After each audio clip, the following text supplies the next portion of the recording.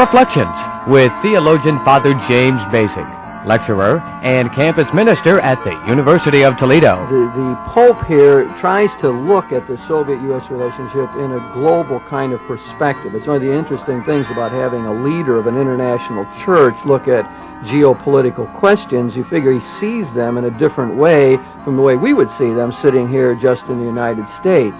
Today on Reflections, Father Bacik talks with Thomas Murray, who is an attorney and politician from Sandusky, Ohio. Father Bacik and Mr. Murray will discuss U.S.-Soviet relations, the arms race. And now, here is Father Bacik. Tom, I think it's remarkable that a man in the midst of running for Congress can find time to come and speak with me for a while on this radio program about U.S.-Soviet relationships and arms control. Can I ask how that campaign is coming, by the way? Very well, and as far as coming to speak with you, Jim, I have a well-traveled mouth, and I'm pleased to have it with me today. And ready to use it. Ready to talk about this topic. Because, Tom, I want to speak a little bit about a particular aspect of the Soviet-U.S. relationship, and that is the question of arms control. It's a question that's been with us now for a long period of time. I want to try to place a little perspective on that question from sort of the religious angle. As you might know, Pope John Paul II, as did his predecessors, has written an encyclical on social questions. It's actually titled On Social Concerns, Solicitudo Rei Socialis in the Latin, which is the encyclical is often named for the first words of the Latin words of the encyclical. But anyway, which translated means on social concerns. Well, yeah. Roughly, yes. Roughly. And so that the Pope here tries to look at the Soviet-U.S. relationship in a global kind of perspective. It's one of the interesting things about having a leader of an international church look at geopolitical questions. You figure he sees them in a different way from the way we would see them sitting here just in the United States. And so his major thesis is that we have to look at the East-West relationship in terms of North-South relationships, which translated means we can't just look at the arms question between the Soviet Union and the United States without thinking about the developing countries, the poorer nations of the world, largely inhabiting the southern hemisphere.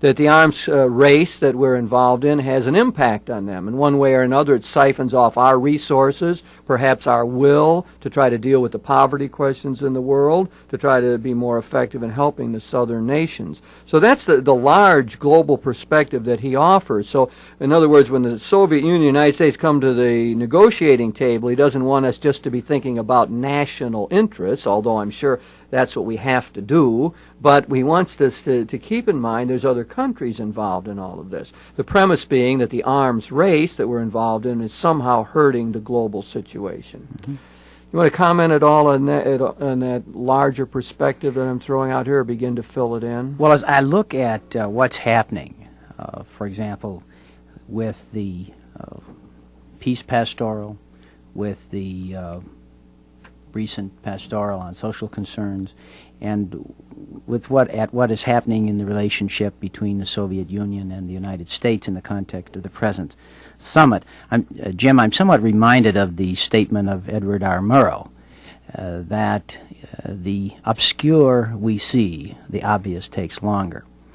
And so we see in many areas of international life, in economics, in church circles, in the political realm, the growing awareness that we're living in an interdependent world, and that we're living in a world which can no longer afford the spectacle of two great resource-rich superpowers diverting so much of their resources in people and money and energies to the building of weapons of destruction, simply because events are overtaking us. Our environment is threatened. The risk of regional conflicts spinning out of control into a confrontation which could cause the unthinkable to occur. These regional conflicts are growing in numbers and intensity. The Middle East, the Persian Gulf War, and so on. And so reality is simply overtaking us.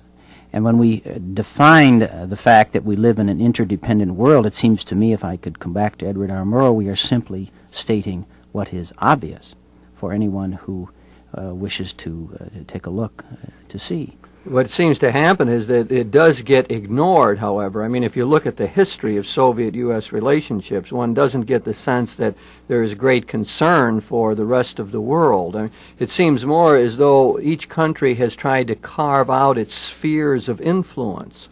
The Pope again makes that point in his encyclical letter on social concerns, that's the bent of the superpowers. We have our sphere of influence, and what we've got to try to do is draw these other countries into it, so they are in our orbit, as we say. They become our allies, and it's important for us to build up the allies, because the whole world is looked at as being carved out between these two superpowers. I was just thinking it's almost a rerun of the old colonialism of the past. In a sense, we've got this new colonialism that is afflicting us, so that we are thinking of carving up the world and bringing these people into our own orbits. So, in a sense, to talk like this is, as you said, it's to state the obvious, and it is to state the ideal, but one wonders how practical it becomes in the real world of politics. I mean, nations are always going to act out of self-interest. We know this.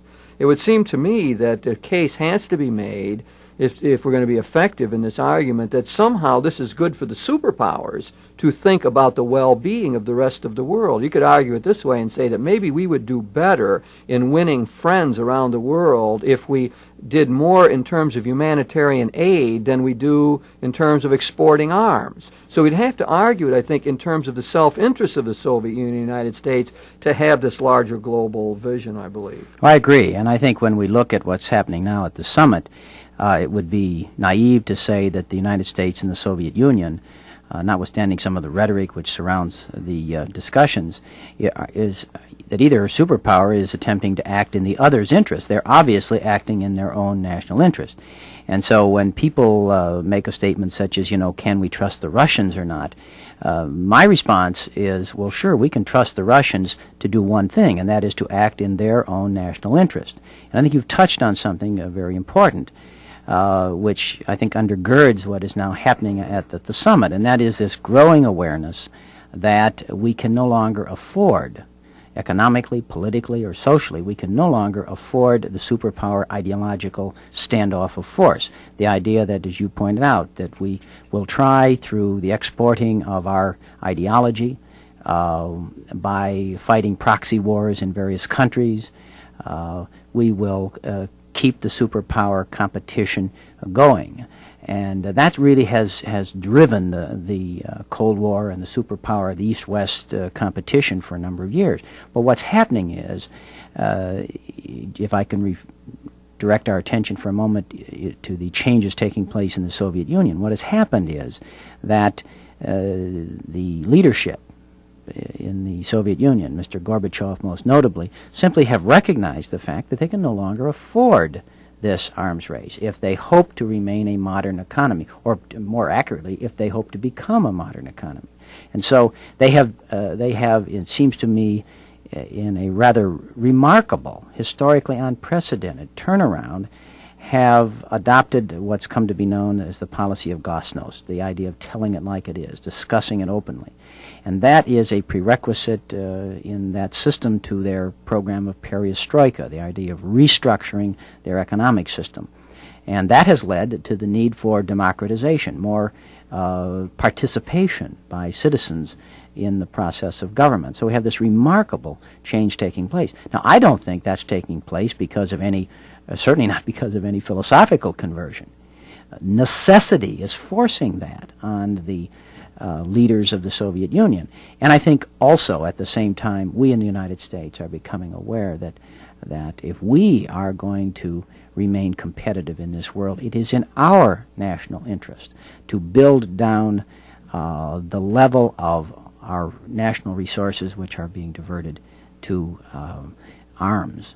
I think that there's a subtle point, Tom, about this that probably ought to be brought out. It is not as simple as saying that if we build fewer weapons, we can feed more people. The rhetoric often used in church circles is that the buildup of armaments takes food out of the mouth of people in the developing countries. I think there's a way in which that's true, but it's not on an obvious one-to-one basis. It isn't like if we fail to build the B-1 bomber or something, that therefore we're going to feed more people directly. But I think that you used the phrase before of a large and broad sense of resource here. One of the things that happens in the weapons industry, of course, is it siphons off the brains. It often takes the best of our scientists and puts them into this, what I might call a destructive mode here, or at least the mode of building weapons that are potentially destructive. It takes off our national will, in a sense, siphons that off and says, here's what our major effort is. We have to always be thinking of the Soviet Union defending ourselves and so on. It becomes a matter of priorities, mental outlook, focusing of energies, and I think, as I say, siphoning off some of the best brains and minds. And I think that's the way, in the long run, it ends up hurting the third world, or of really hurting our economy in the long run. I think there's statistics that show that the arms industry is not good in terms of promoting employment. Right? We got a word for that. I forget what we say. It's not labor intensive. Isn't that what the word we use? It's capital intensive as opposed to labor intensive. Yeah. In other words, it's not a good way to improve the unemployment problem. No, and I think that, Jim, is fairly easy to focus on. If you, for instance, if you create something like a bus or a piece of a machine tool, for example, that capital good has the ability to produce other capital goods and therefore other jobs and more income circulating in the economy. Whereas if you make a tank sits there waiting for a war to start. It doesn't produce anything, and so it basically is an unproductive form of capital expenditure, and it's inflationary, because what you do is you pay the people who make the tank, you put money in circulation, but the tank doesn't produce goods that the money can chase, you see. And so that's, by definition, how inflation occurs. So defense spending, by definition, tends to be inflationary and unproductive. That's well put. I mean, I think that's a very simple and good way of explaining that. I've been looking for that for years, a way to try to make that point. You know, I mean, because a lot of times when I'm giving talks on the peace pastoral and so on, this idea comes up, and I've always approached it in more abstract terms, but that really makes the point very clear, I think. What is produced is in itself non-productive. As you said, it sits there waiting for a war. I'm sure I'm going to use that in my next talk, Tom, about how to make this point. With or without attribution? Probably without, as a matter of fact, as most things. You know, one of my points I usually say is that if I have an original idea, I will tell you ahead of time. Otherwise, it's presumed that whatever I say comes from other sources. But if an average person can understand that. We're producing planes and tanks. They're waiting for a war to start. They're not doing things that help employ other people. Yeah, I think that's true. And I think I diverted you from your thought, but it just struck me that is a telling way. Well, if you look at the political discourse today, I think you begin to see an increasing emphasis placed on the need for the United States to divert more of our brains towards the consumer sector.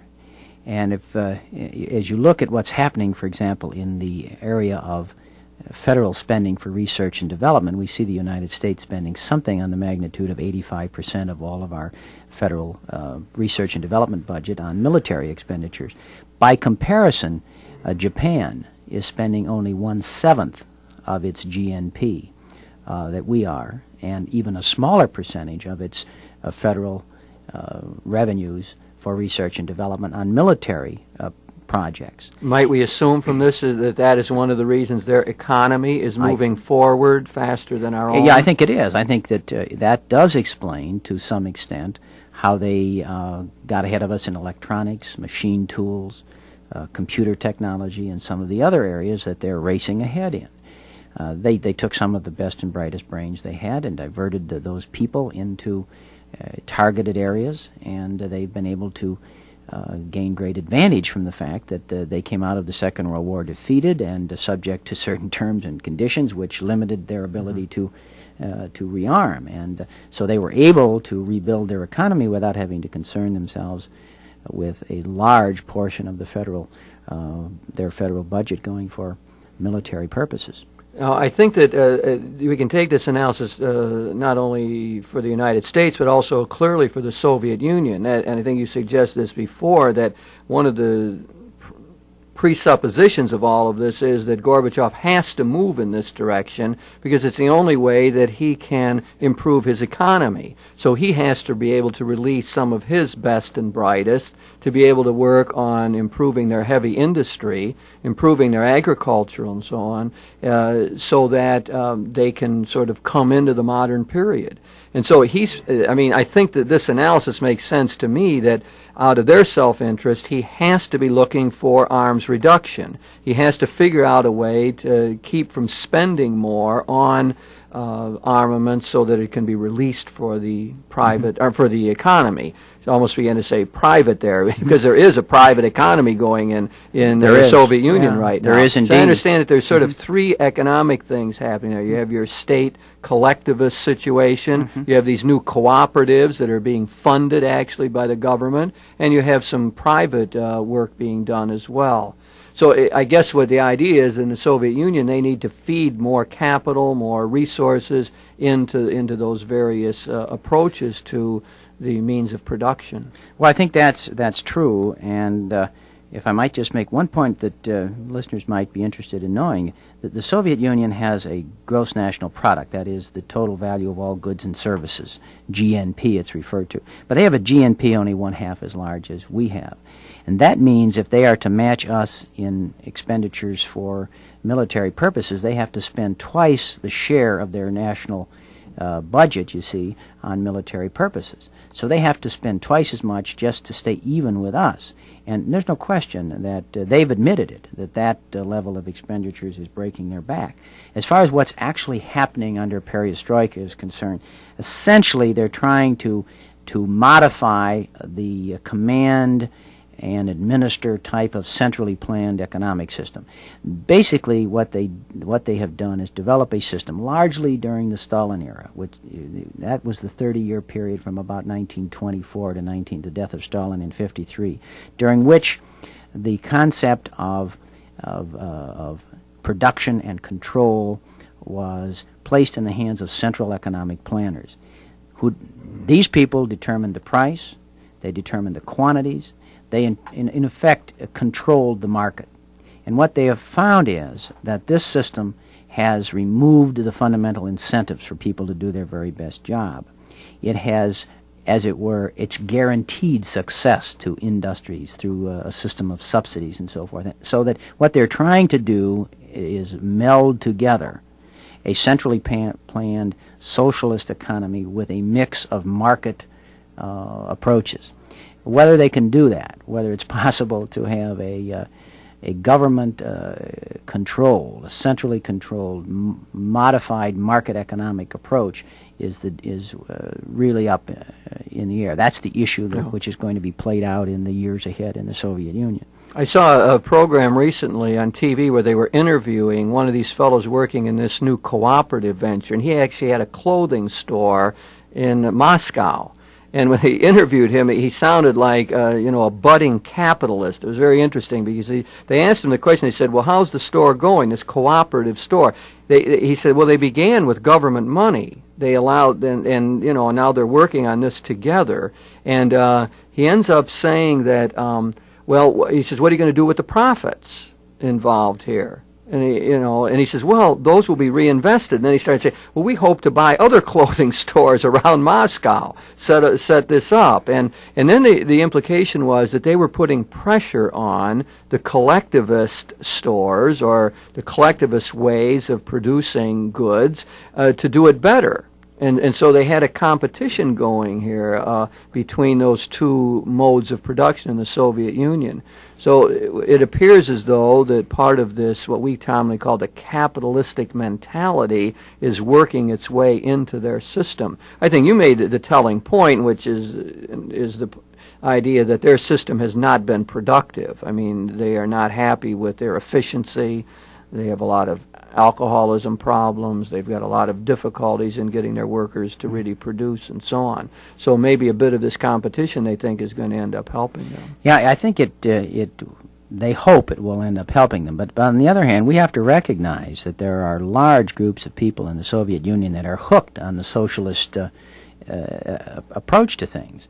And I met some of those during my travels in the Soviet Union. And they rather like it. I mean, they have subsidized housing, subsidized medical care, subsidized education, subsidized transportation, subsidized food, and so on.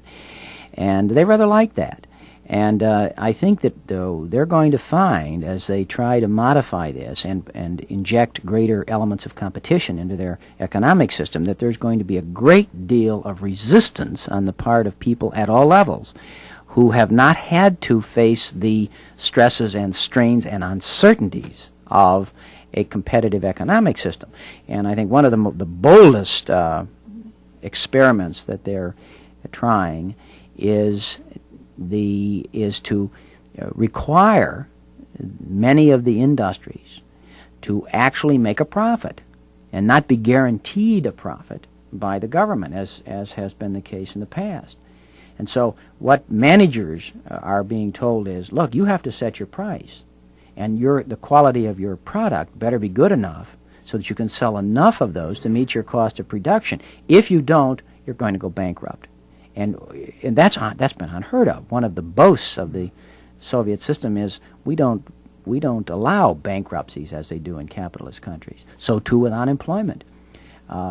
They have, as you know, many make-work projects in the Soviet Union. People sit around and do nothing. Construction jobs are manned by 2 or 3 times as many people as are needed to get the job done. So as you travel through the Soviet Union, you just look around, and what you see is people standing around on job sites with nothing happening. And the reason is that the system is inefficient, as you mentioned. There's a maldistribution, poor planning. That means that the materials don't show up at the job site when the people need them to get the job done. There are too many people there. So you have this massive evidence of an unproductive society. What happens then if you start to require people to produce in order to be paid, or so that they produce in accordance with what their wages are? What's going to happen is they're going to have to, in the short term at the very least, have to face massive unemployment. Now these are going to, in my view, unemployment, the possibility of bankruptcy and so forth, are going to have a cataclysmic effect psychologically on a people who have been weaned on the idea that they have guaranteed economic rights. See, that's what they say to us. They say, you people talk about human rights. Well, we believe in human rights too, but we grant to our citizens economic rights, a job, subsidized retirement, and so forth. So it remains to be seen, Jim, in my view, whether or not they can succeed with this perestroika. This becomes one of Gorbachev's great problems, because this unemployment's already appearing and people are having to move from one job to another. And this is creating difficulty for him. In other words, if this becomes a group that is not then in favor of his reform movement, and he has to somehow mollify those people. It seems to me what Gorbachev's job is to give a long view of things, to get the people to see it in perspective, to say that, yes, in the big picture, we will be better off, but there's going to be short-term pains that go with this. Tom, I just realized that you have diverted me entirely from the topic that which has to do with arms control. Now, I recognize there's a subtle link here, because we were saying that arms control have to do with the economy. Jim, I think you got it just right. I mean, I think that the political situation has to precede arms control. I think we're kidding ourselves if we think we're going to have any real reduction in the dangers posed by nuclear weapons until the political situation is fundamentally changed. Well, but we've let's not forget that we do have our INF treaty, the Intermediate Range Nuclear Forces Treaty. I mean, this is now in place and approved by our Congress, and this progress has been made. So I'd say the political situation is at least as much in place that we could make that kind of an agreement. And maybe we could at least spend a few minutes on talking about that INF agreement. My understanding of it is that it eliminates, about 1,300 U.S. and Soviet missiles that were capable of attacking over 2,000 targets in Europe and the Soviet Union. this seems to be a great movement forward. Again, to refer back to the encyclical of the Pope on social concerns, he mentions that. He's saying this dark, gloomy picture of the world geopolitical situation and said, but one of the bright spots really is this treaty. It's INF treaty that here it shows that the superpowers have enough common interest here to be able to work out this agreement to get rid of a whole class of weapons. Yes, I agree. It's a good treaty. It's been reviewed by the Pentagon. It calls for removal of about 4 Soviet warheads for every one that we remove, but it could not have happened but for a fundamental change in the political climate. And I think that was brought about, at least in large part, by the earlier meetings between Mr. Reagan and Mr. Gorbachev, the Geneva Agreement, the Iceland Agreement, and then, of course, the very successful Washington Summit last December. But I think we have to recognize, Jim, that the INF Treaty, assuming that it is actually carried out, that nothing happens to interfere with its implementation, will bring about only a 4% reduction in the total number of warheads. It's an important first step, it seems to me, because it is the first agreement in history which actually reduces the level of nuclear weapons. But I think the real importance is, as you pointed out, it proves that it is politically possible to get it done, and it sets the stage for further agreements, possible START agreements, a ban on nuclear tests, and hopefully a reinforcing of our commitment to the ABM Treaty of 1972 as well. Okay, Tom. Well, we've been talking here about the U.S.-Soviet relationships, and to try to focus in on arms control and really the arms race. I tried to make the point early on that it has to be seen in a global context, and that one of the values of having someone like a pope as the head of the international church community is that he sees it from that vantage point, and that he wants us to look at Soviet-U.S. relationships and arms control in terms of what it means for the poor and the developing countries. And I think from there, you steered us in the direction of the economy, which is proper. You defended your point well there, I think, that you can't have the agreements without the political economic base there. And it appears, I think, the most hopeful sign is that the two countries not only have the will to do it, but have been actually able to carry out a treaty. And this INF treaty becomes for us, then, I think, a real signal of hope that progress can be made.